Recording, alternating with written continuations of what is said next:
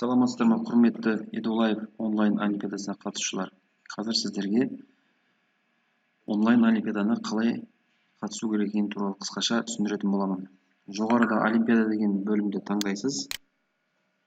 Одан кейін мұнда оқушыларға, мұғалімдерге деп тұрады. Соны таңдайсыз. Мәселен, қазақ тілі 6 сынып қатысу. Қазақ тілі 6 сынып олимпиада 60 минуттан тұрады, 59 минут 53 секунд қалды деп тұр. Жауаптарды бересіз осылай. Мынау сәйкестендіру, астында мынау сұрағы астында сәйкесетін жауабы тұрады. Таңдап сәйкестендіресіз.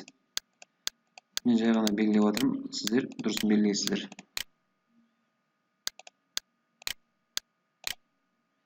Мында да сәйкестендіру.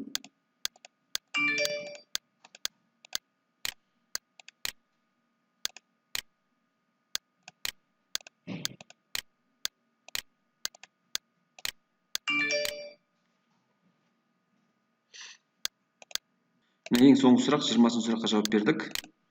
20-шы сұрақты да сәйкестендіруге арналған екен. Жауап беріп болғаннан кейін finish exam'ды басасыздар. Нәтижесі менің жетістіктерім деген жерде шығады. Дипломды JPEG форматта көшіріп алуға болады.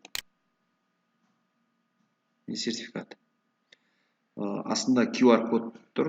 Осы QR код арқылы диплом немесе сертификат кімнің атына жазылғаны туралы ақпарат беріледі.